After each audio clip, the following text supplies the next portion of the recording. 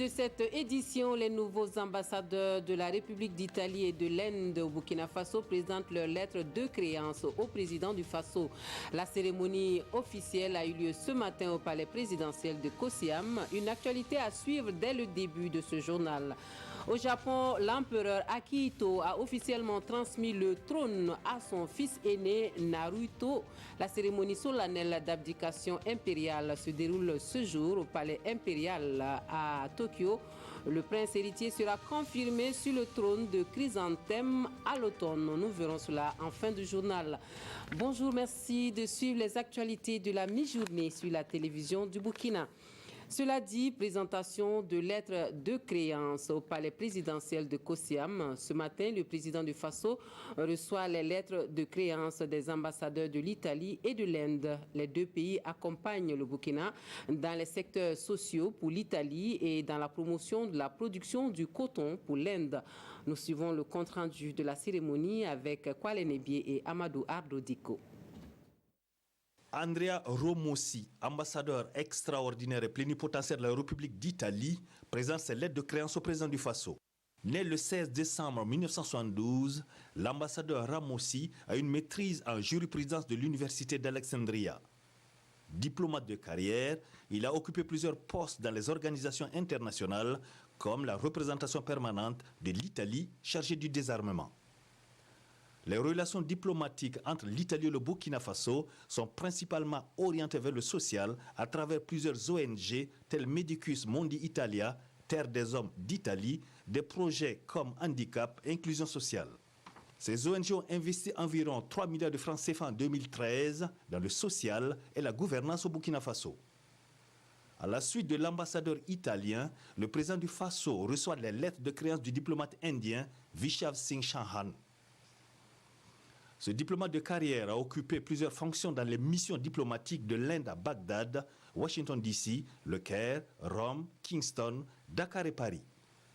Vishay Singh est marié et père d'un garçon. Ces lettres de créance signent le dynamisme de la diplomatie burkinabé qui s'ouvre davantage sur l'échiquier international malgré le contexte de l'insécurité qui tente de l'ostraciser. Et à l'issue de cette cérémonie de présentation de lettres de créance, le président du Faso reçoit en audience la sous-secrétaire générale des Nations Unies et coordonnatrice du mouvement pour la nutrition du monde. L'entretien porte sur le financement de la nutrition au Burkina Faso en ligne de mire, l'éradication de la faim dans le monde d'ici à l'horizon 2030. Nous écoutons Djerda Verboum sur cette ambition mondiale.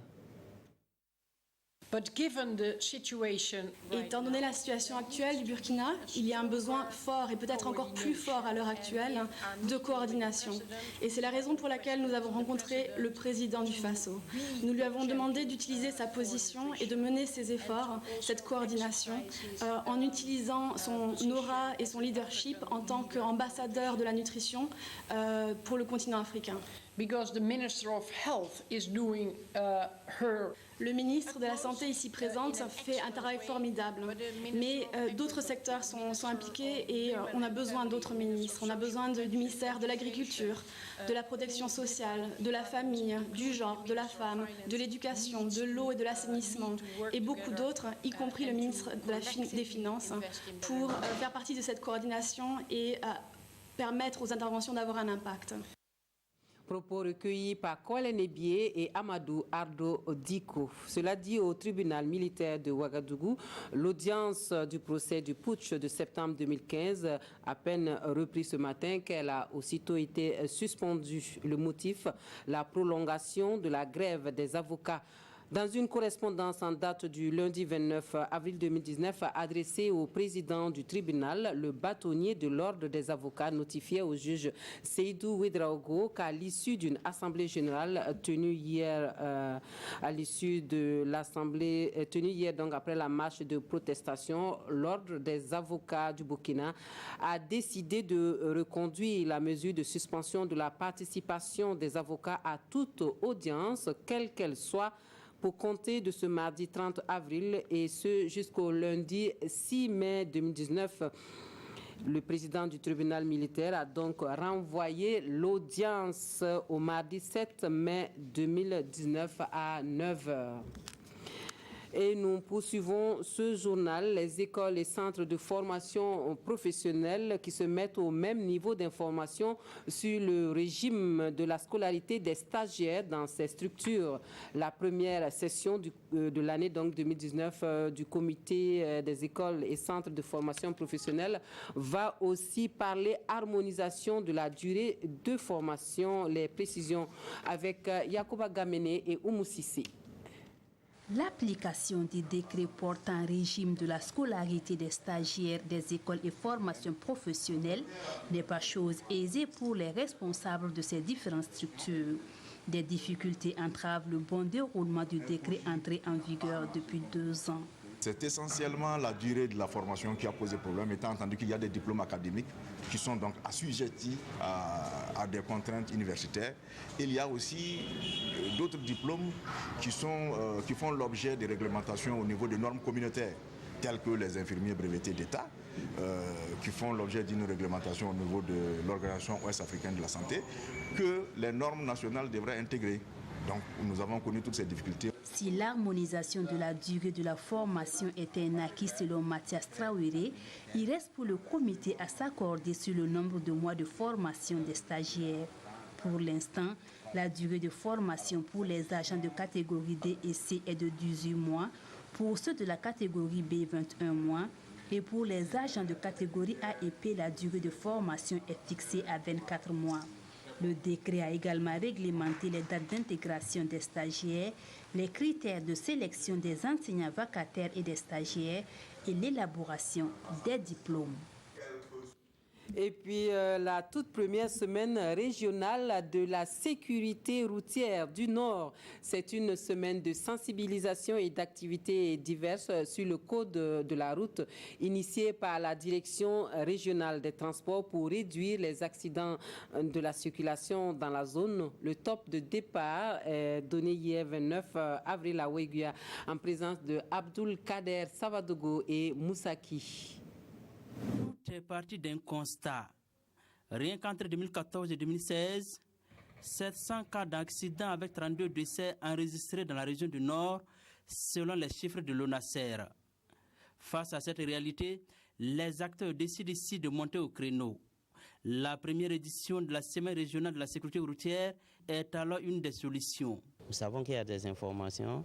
Nous savons également qu'il y a des comportements qui sont liés à l'ignorance d'un certain nombre de choses en matière de circulation. Donc nous allons donner l'importance donc à l'éducation, à la sensibilisation.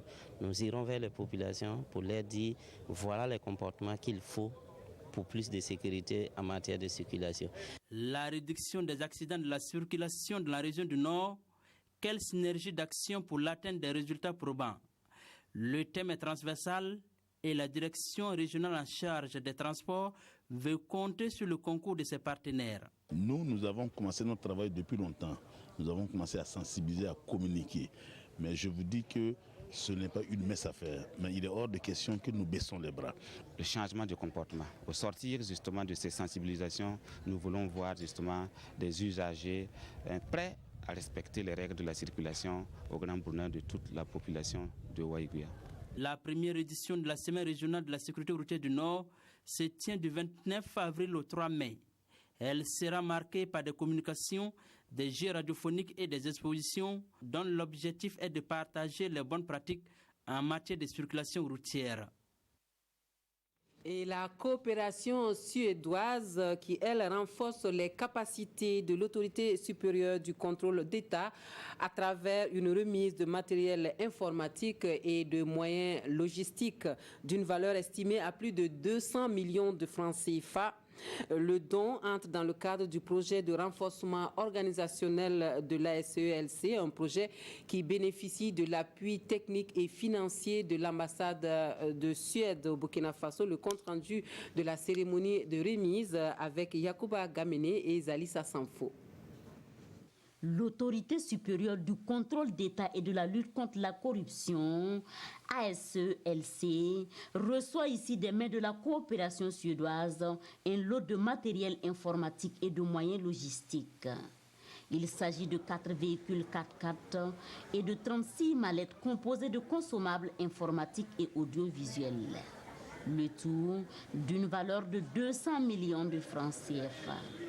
Des dons qui viennent ainsi renforcer les capacités opérationnelles de l'ASE-LC dans la lutte contre la corruption. Le matériel, comme vous voyez, les véhicules vont servir pour les missions des contrôleurs d'État. Et vous savez que les contrôleurs d'État sont compétents sur l'ensemble du territoire national. Et donc, quand nous avons un certain nombre de missions, il faut bien qu'ils puissent se déplacer. Et le matériel, les mallettes, vont être très utiles dans la mesure où cela va éviter que la situation que nous connaissions jusqu'à présent, où les contrôleurs d'État utilisent leurs propres outils informatiques pour faire le travail de la SGLC. Ça pose deux problèmes. Il n'y a pas de sécurité dans la mesure où c'est un outil personnel et donc le professionnalisme est remis en cause. Aujourd'hui, les contrôleurs d'État auront tous les outils nécessaires quand ils vont en mission pour pouvoir recueillir les éléments de preuve afin de faire leur rapport et de les transmettre aux besoins à la justice. Cette remise de matériel entre dans le cadre de la mise en œuvre du projet de renforcement organisationnel de l'autorité supérieure du contrôle d'État et de la lutte contre la corruption, entamé depuis 2017. Un projet issu d'un accord de financement entre le gouvernement burkinabé et le royaume suédois. À terme, le projet est estimé à 900 millions de francs CFA. Actualité étrangère au Mozambique, les travailleurs humanitaires craignent que les inondations après le passage du second cyclone ne contraignent des milliers de familles à se réfugier dans les décombres de leurs maisons sans accès à l'eau potable et à la nourriture. La tempête de la semaine dernière a coupé le courant et la communication. Une brève accalmie a permis d'envoyer un hélicoptère avec de l'aide sur l'île la plus touchée. C'est la seconde catastrophe qui frappe le Mozambique en moins de 6 semaines. Une brève pause dans les pluies torrentielles au Mozambique a permis aux secouristes d'envoyer un hélicoptère chargé d'aide sur l'île d'Ibo. Ici, des milliers d'habitations ont été rasées par Kenneth. Le second cyclone a frappé le pays en moins de 6 semaines. La tempête de jeudi dernier a coupé le courant et toutes les communications. Certaines communes rurales ont été réduites à des monticules de boue et de bois enchevêtrés, même si quelques murs et toitures sont encore debout. Les conditions météorologiques changent si rapidement qu'elles retardent les opérations de secours. Ce lundi, le bilan des victimes n'en est pas moins passé de 5 à 38 morts et ces destructions laissent présager le pire. 160 000 personnes sont touchées. Les travailleurs humanitaires craignent que des inondations n'obligent maintenant des milliers de familles à se réfugier dans les décombres de leurs maisons sans accès à l'eau potable et à la nourriture. Les précipitations qui doivent suivre le passage du cyclone Kenneth devraient être 2 fois plus importantes qu'après le cyclone Idai qui a laissé 1 millier de morts derrière lui. Au Japon, après 30 ans de règne, l'empereur Akihito, âgé de 85 ans, abdique officiellement. C'est la première fois en 200 ans qu'un souverain japonais cède sa place de son vivant. Et c'est son fils Naruhito qui succède sur le trône de Chrysanthème. La cérémonie de l'abdication a commencé ce matin au palais impérial au cœur de Tokyo. Vêtu d'une volumineuse chasuble de soie brun doré réservée au seul souverain, l'empereur du Japon s'est livré aux ultimes cérémonies de son abdication, la première du trône du Chrysanthème en 2 siècles.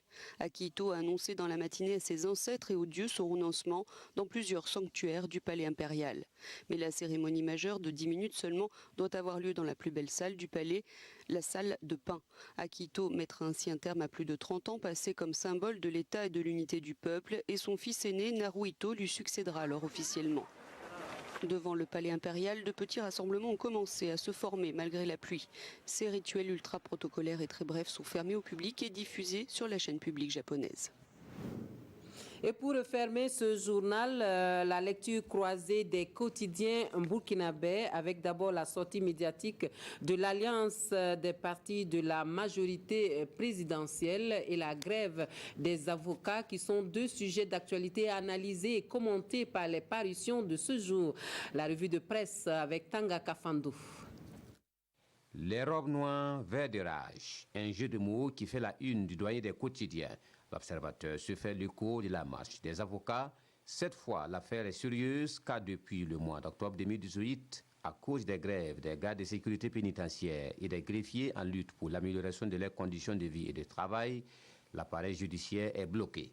À en croire le bâtonnier, maître Paulin Salambéré, dans Aujourd'hui au Faso, il y a à ce jour 808 prévenus qui attendent d'être jugés, 1640 inculpés, détenus et dont les dossiers sont dans des cabinets en instruction et 3641 condamnés, emprisonnés dont l'application des peines est sans doute entravée par ce qu'ils qualifient de dysfonctionnement. Et à l'issue de la marche, à l'occasion de laquelle une adresse a été faite au ministre de la Justice et à la ministre des Droits humains, les avocats se sont retrouvés en assemblée générale extraordinaire, rapporte le journal Le Pays, et ont décidé à l'unanimité de reconduire la mesure de suspension de la participation des avocats à toute audience, quelle qu'elle soit, et ce, pour une semaine allant du mardi 30 avril au lundi 6 mars 2019 inclus. Situation nationale, la PMP dénonce de graves dérives verbales de l'opposition dans les colonnes de l'Observateur Palega. Le dialogue politique devant s'exercer sans condition dans l'intérêt bien compris de la nation, l'alliance des partis de la majorité se dit surprise d'entendre le CFOP évoquer des préalables. Il n'a jamais été question de négocier avec des djihadistes. C'est un démenti formel du coordinateur de l'APMP rapporté par Aujourd'hui au Faso. La vision et la ligne du président ont toujours été la fermeté et le refus catégorique de toute compromission avec les forces du mal. Vaccination, deuxième année de vie, Papa Roch administre les premières doses, indique l'Observateur Palega. Par cet acte, le champion mondial de la vaccination a lancé à Sapone la 9e semaine africaine de la vaccination, précise Sidoya. Une semaine au grand danger, car selon le président du Faso, bien que le programme élargi de vaccination du pays des hommes intègres soit l'un des plus performants de la sous-région, de nombreux enfants continuent d'échapper à la vaccination dans certaines zones du Burkina. Et on s'arrête ici pour les informations de la mi-journée. Merci de votre attention. Très bon après-midi à tous.